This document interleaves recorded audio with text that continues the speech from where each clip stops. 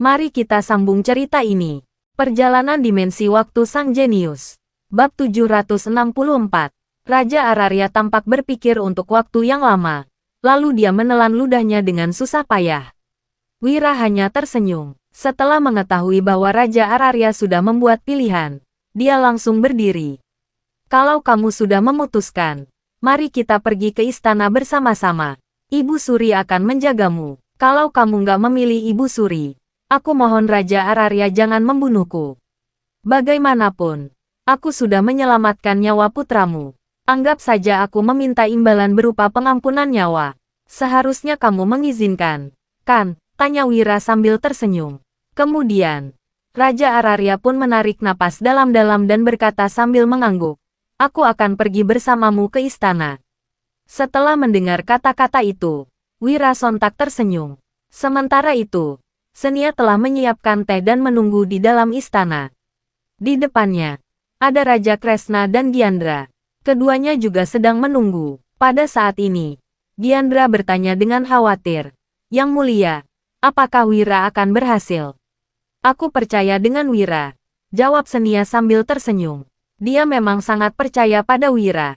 Raja Kresna juga mengangguk. Setelah melakukan begitu banyak hal, dia yakin bahwa Raja Araria pasti akan terjebak. Tepat pada saat ini, ada pelayan yang melapor. Yang Mulia, Wira dan Raja Araria telah memasuki istana. Setelah mendengar kabar tersebut, ketiga orang itu sontak tersenyum. Tidak lama kemudian, Wira memasuki ruang kerja Senia, diikuti oleh Raja Araria dan Gilang. Setelah memasuki ruangan, Raja Araria sangat terkejut ketika melihat Raja Tanui dan Raja Kresna. Dia pun berkata, kalian berdua ternyata memang. Dia benar-benar terkejut ketika melihat pemandangan ini. Keduanya tidak berkata apa-apa. Sementara itu Senia malah memandang Raja Araria dan berkata, Raja Araria, bagaimanapun kamu adalah adik iparku karena mendiang kaisar adalah kakak pertamamu. Selama bertahun-tahun, aku selalu mempertimbangkan hubungan ini sehingga nggak melakukan apapun terhadapmu. Tapi, tindakan kalian benar-benar membuatku sangat sedih. Kata-kata wanita itu sontak membuat Raja Araria ketakutan hingga berlutut di lantai. Lalu dia berkata, Yang Mulia, hamba-hamba sangat bersalah. Senia berkata sambil tersenyum. Tapi semua ini sudah berlalu. Aku sangat senang karena kamu memilih untuk berpihak padaku sekarang. Mendiang kaisar pasti akan senang melihatnya. Perkataan ini benar-benar menaklukkan Raja Araria. Rasa penyesalan pun muncul dalam hatinya. Kemudian, segala sesuatu berjalan dengan lancar. Dengan adanya tekanan dari ketiga raja ini, sehebat apapun Raja Byakta, memangnya apa yang bisa dia lakukan? Wira tidak lanjut mendengarkan lagi. Sebab, pada titik ini, dia sama sekali tidak perlu ikut campur. Senia pasti tahu apa yang harus dilakukan. Semuanya sudah beres. Beberapa hari lagi, aku sudah bisa kembali, ucap Wira. Dia sangat merindukan kerajaan Nuala, terutama dengan kedua wanitanya. Dengan persatuan ketiga raja, Raja Byakta tak akan berdaya. Dia mungkin mengira bahwa ketiga raja itu tidak akan berani menantangnya. Akan tetapi, hari pengkhianatannya justru menjadi hari kematiannya. Raja Byakta langsung dieksekusi. Anggota kediaman Raja Byakta juga dihukum bersama. Sejak saat itu, tidak ada lagi Raja Byakta di kerajaan Agrel. Dengan segala sesuatu yang telah terjadi, kerajaan Agrel telah mencapai puncak kemakmurannya. Di dalam rumah, Gilang berkata dengan gembira, Ibu Suri sangat senang. Besok, istana akan mengadakan pesta besar. Pastikan kamu hadir. Kini, bocah tersebut malah sering datang ke tempat tinggal Wira. Berdasarkan perkataan ayahnya, Wira bukanlah orang biasa. Apabila sering berinteraksi dengannya dan belajar tentang banyak hal, Gilang pasti mampu berpijak pada kakinya sendiri. Itu sebabnya, bocah ini menjadi sering mengunjunginya. Wira hanya menjawab sambil tersenyum. Baiklah, tenang saja. Setelah pesta besok, semua urusan mungkin juga telah berakhir. Bab 765. Dewina datang berkunjung pada tengah malam. Saat ini, matanya tidak bersinar ceria seperti biasanya. Sebaliknya, sorot matanya memancarkan kerinduan dan keengganan. Sekarang, semuanya sudah berakhir. Kamu mau kembali ke kerajaan Nuala? Ya, tanya Dewina sambil memandang Wira. Hatinya terasa sedikit tidak rela. Ya, tentu saja aku ingin kembali, jawab Wira sambil tersenyum. Dewina kian sedih mendengarnya. Dia bertanya lagi, apa kita masih bisa bertemu? Setelah bergaul dengan Wira selama beberapa waktu ini, Dewina akhirnya benar-benar tertarik pada pria itu. Para wanita selalu menyukai tipe pria yang cerdas dan bisa tetap tenang di saat krisis. Wira tahu apa yang dirasakan Dewina padanya, tetapi dia masih khawatir.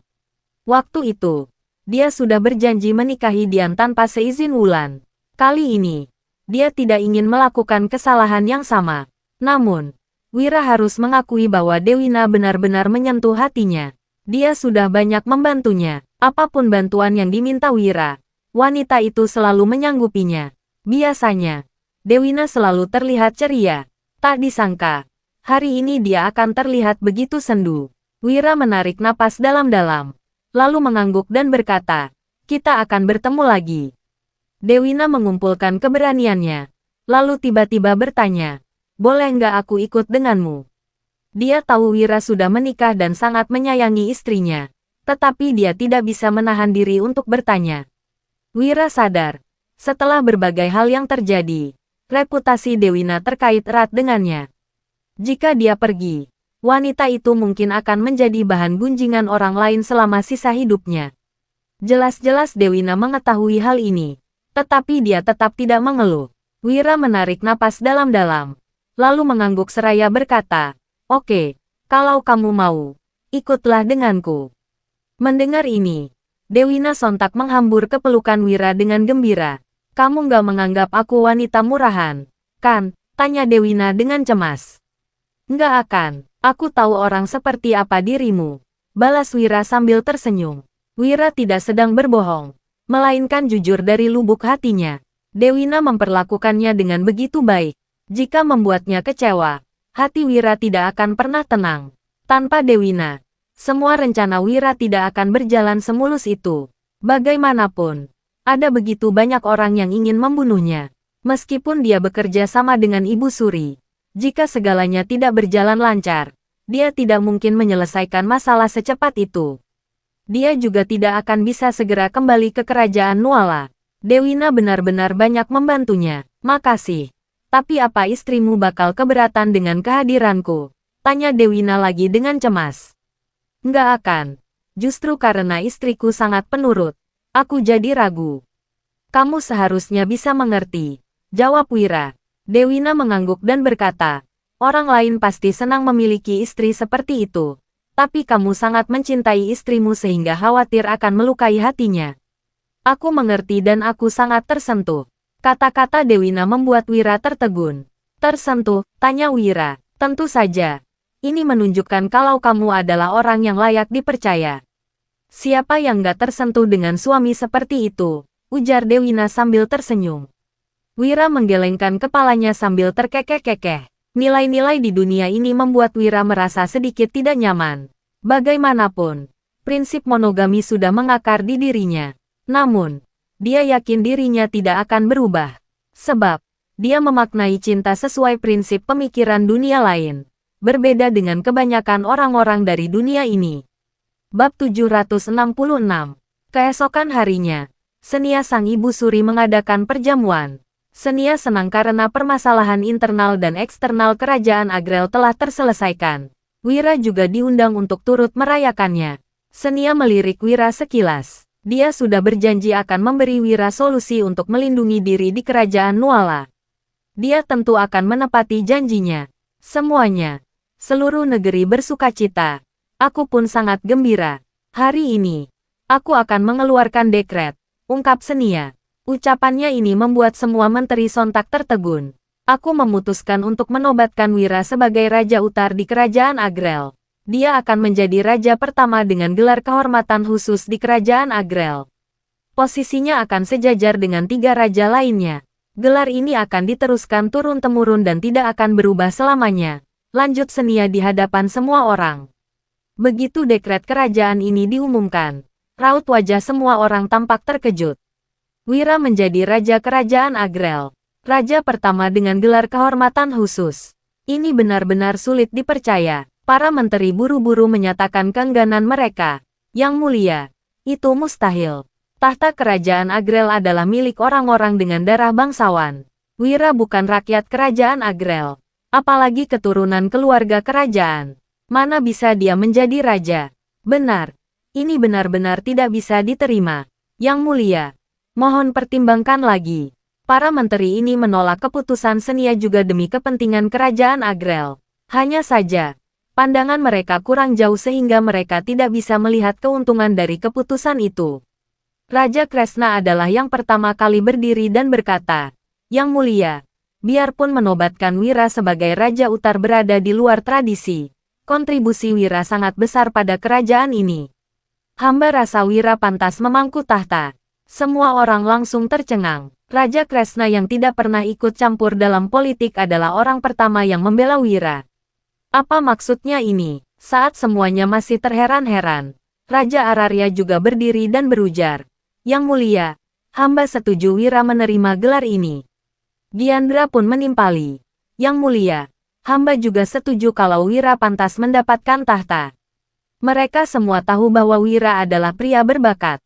Sungguh suatu anugerah jika orang itu bisa tinggal di kerajaan Agrel. Namun, jika Wira meninggalkan kerajaan Agrel, setidaknya dia punya kesempatan untuk kembali dengan memiliki status sebagai raja. Itulah yang ada dalam pikiran mereka bertiga. Senia juga sependapat. Tentu saja, prioritas utamanya adalah memberikan Wira status tinggi agar orang-orang di kerajaan Nuala tidak berani macam-macam pada pria itu. Baik. Karena ketiga raja sudah setuju, mulai sekarang Wira akan menjadi Raja Utar dari kerajaan Agrel.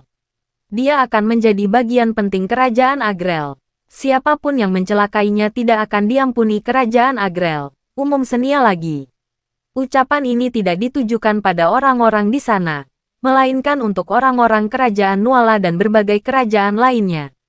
Inilah cara Senia melindungi Wira. Dia ingin menggunakan segenap kekuatan kerajaan Agrel untuk mendukung dan melindungi Wira. Wira tidak menyangka Senia akan melakukan ini. Keputusan wanita itu mengejutkannya, membuatnya menghela napas panjang. Kembali ke kerajaan Nuala dengan membawa status.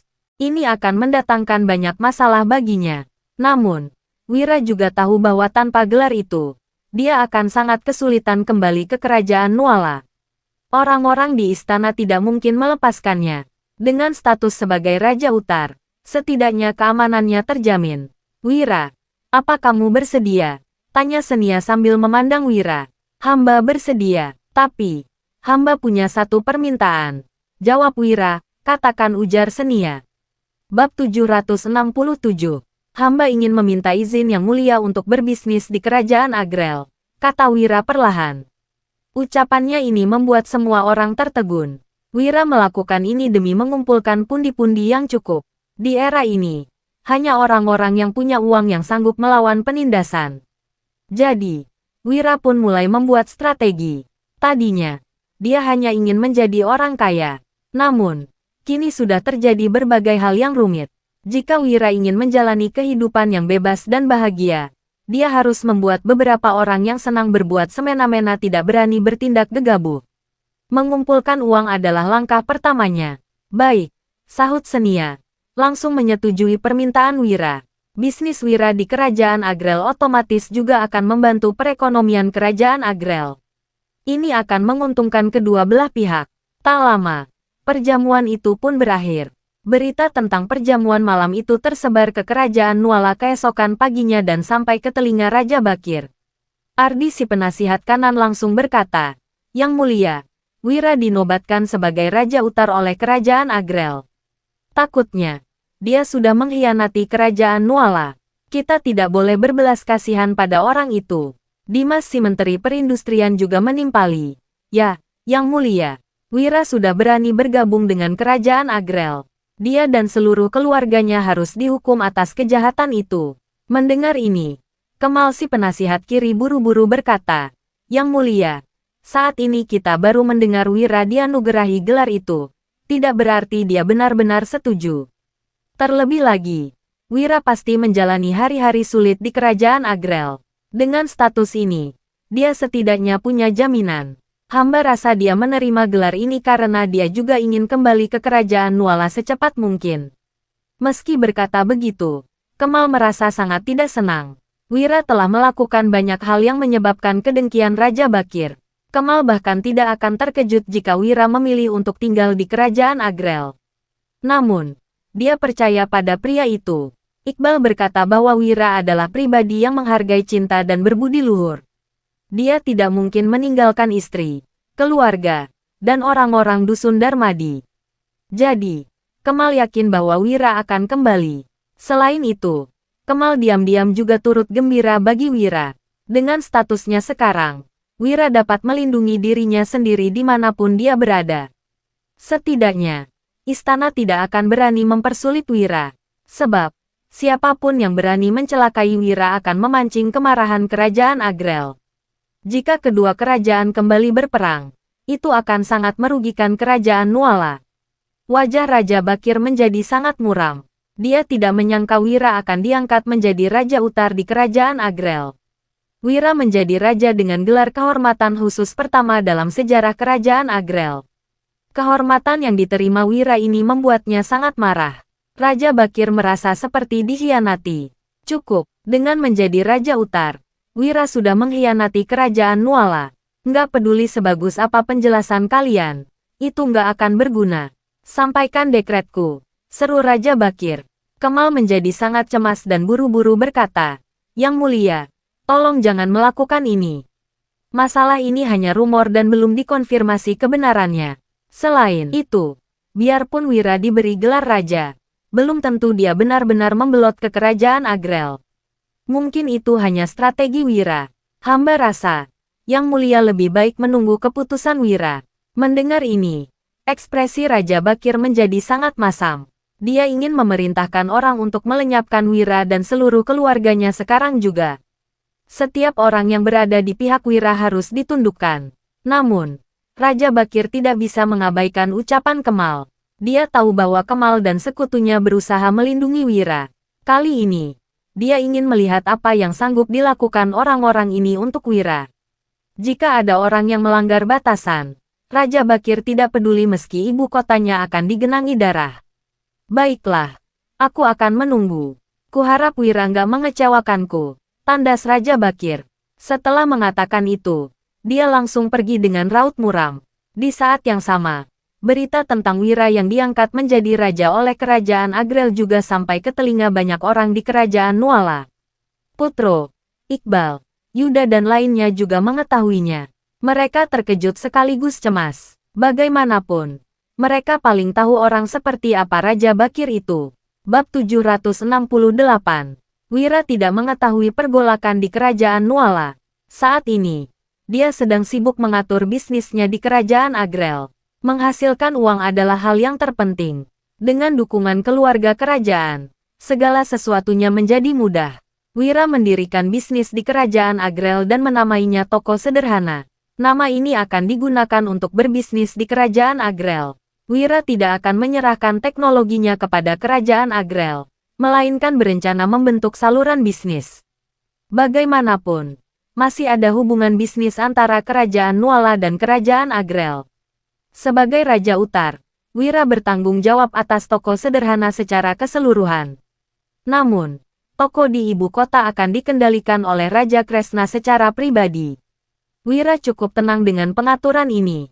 Usai mengurus beberapa hal, Wira dilanda kerinduan untuk pulang. Dia mempersiapkan segala sesuatunya dengan baik, lalu memimpin orang-orangnya kembali ke kerajaan Nuala. Hati-hati di jalan. 3 raja datang secara pribadi untuk mengantar Wira pergi. Bahkan, Senia juga mengutus seseorang untuk mengantarnya. Meskipun mereka bukan orang kerajaan Nuala, Wira cukup dekat dengan mereka setelah beberapa lama bergaul bersama. Dia lumayan tersentuh melihat begitu banyak orang datang mengantarnya. Perpisahan bukanlah akhir. Kita akan bertemu lagi di masa depan, ujar Wira sambil menangkupkan tinjunya. Dia pun segera membawa orang-orang yang datang bersamanya meninggalkan kerajaan Agrel. Namun, ada tambahan 1 orang yang ikut dengannya. Dia adalah Dewina, ayah aku. Lirih Dewina sambil memandang Raja Kresna dengan sedikit enggan. Pergilah. Aku nggak khawatir kalau Raja Utar ada di sisimu, ujar Raja Kresna sambil mengulum senyum. Dengan tatapan sayang, dia mengusap lembut kepala Dewina. Ya, sahut Dewina. Kemudian, dia naik ke atas kuda putihnya dan melambaikan tangan. Rombongan itu melajukan kuda dan berderap meninggalkan kerajaan Agrel. Biarpun Wira kembali ke kerajaan Nuala, di sana nggak aman, ujar Raja Kresna sambil menghela napas. Bisa dibilang, Wira sudah dianggapnya sebagai menantu. Dia tentu saja mengkhawatirkan pria itu. Tenanglah, anak itu sangat cerdik, hibur Raja Araria sambil memicingkan matanya yang masih memancarkan kengerian. Baik pergi maupun pulang, Wira sama khawatirnya. Dia tahu informasi bahwa dia dinobatkan menjadi Raja Utar pasti sudah menyebar ke kerajaan Nuala. Namun, Wira tidak ingin mengkhawatirkan apa pendapat istana. Sekarang, saat ini, dia hanya ingin segera pulang ke Dusun Darmadi. Kak Wira, apa kita bakal langsung pulang? Tanya Danu dengan tatapan riang. Bagaimanapun, dia sudah pergi terlalu lama. Sejak Wira pergi ke Provinsi Jawali untuk menjemput Wulan, mereka belum pernah kembali selama setahun. Sebaik apapun keadaan di luar, Danu masih lebih senang tinggal di Dusun Darmadi. Iya dong, sahut Wira sambil tersenyum gembira. Tanpa halangan apapun, sekelompok orang itu meninggalkan kerajaan Agrel dan segera memasuki wilayah kerajaan Nuala. Pasukan perbatasan berada di sana, tetapi batang hidung Yuda tidak terlihat. Wira tidak mengenal jenderal yang menjaga perbatasan, tetapi dia harus melewati tempat ini untuk kembali ke kerajaan Nuala. Gerbang kerajaan Nuala sudah di depan mata. Dilihat dari kejauhan, ada sekitar 100.000 pasukan yang ditempatkan di sini. Formasi ini cukup mengintimidasi. Berhenti. Mendadak, terdengar peringatan keras dari markas militer di dekat sana. Wira lantas berseru. Aku Wira, Duta Tuk Kerajaan Agrel. Tolong biarkan aku lewat. Mendengar itu, serdadu yang memperingatkan Wira tadi segera masuk ke markas untuk melapor. Tak lama kemudian, sebuah tim yang terdiri dari 500 orang melangkah mendekat. Bab 769. Orang yang mengepalai tim itu adalah seorang pria berbaju zirah perak yang berkarisma. Dia berujar, "Salam, Tuan Wahyudi. Namaku Gani, jenderal pendamping di bawah komando Panglima Yuda." Wira menghela napas lega karena orang yang datang adalah anak buah Yuda. Di antara orang-orang istana kerajaan Nuala, satu-satunya yang bisa dipercaya oleh Wira adalah Yuda. Dia tidak mempercayai orang lain, bahkan penasihat kiri sekalipun. Aku sudah bukan penasihat militer. Mulai sekarang, panggil saja aku Tuan Wira, sahut Wira sambil tersenyum. Reputasinya sebagai penasihat militer telah menimbulkan banyak masalah untuknya. Setidaknya, sejak namanya dikenal sebagai penasihat militer, dia jadi diwaspadai orang istana. Hingga sekarang, dia tidak pernah lagi memiliki hari yang damai. Tuan Wahyudi, bisa saja, kamu akan selamanya menjadi penasihat militer kami. Silakan, Tuan Wahyudi, ujar Gani penuh hormat. Dia bahkan menggiring sendiri kuda Wira. Jenderal Gani, kamu nggak perlu sesungkan ini. Kamu adalah jenderal pendamping. Mana bisa aku membiarkanmu menggiring kudaku? Ujar Wira, buru-buru menghentikan Gani. Nggak masalah, Panglima Yuda sudah berpesan untuk memperlakukanmu seperti aku memperlakukannya. Jadi, tolong jangan menolak, sahut Gani, masih dengan nada penuh hormatnya. Wira menghela napas dan tidak mengatakan apa-apa lagi.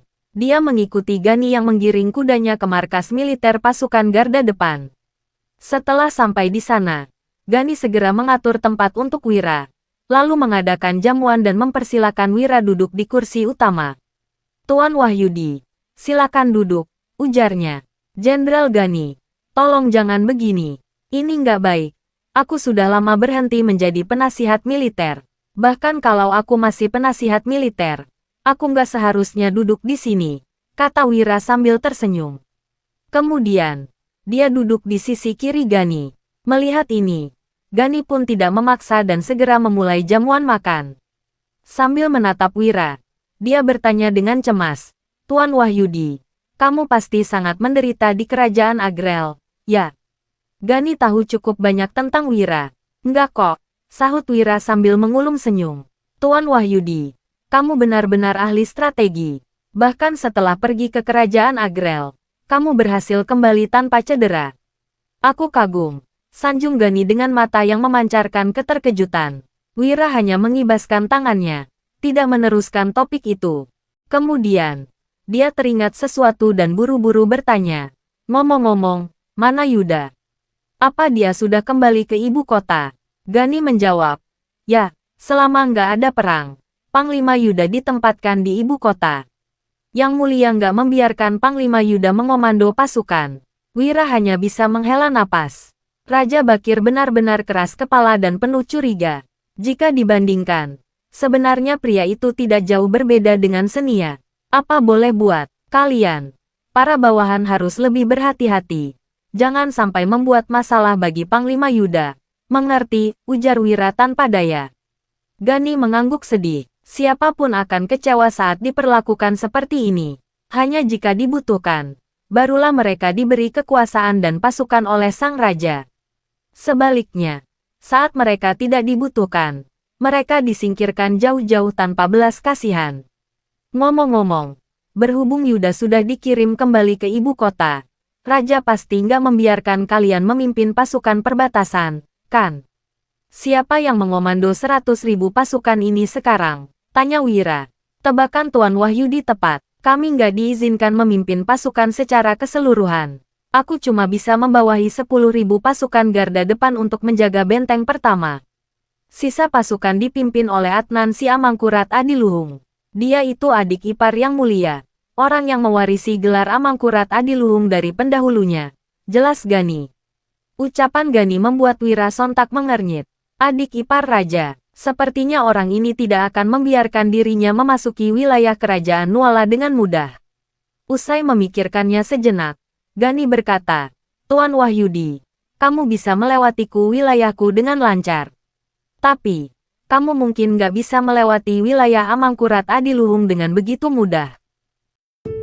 Dengar pantun sederhana ini, bunga kembang kuntum terbuka. Kisah sebenar bukan sandiwara. Gadis cantik idaman jejaka menjadi istri si hebat Wira. Bersambung, bertemu di bab seterusnya.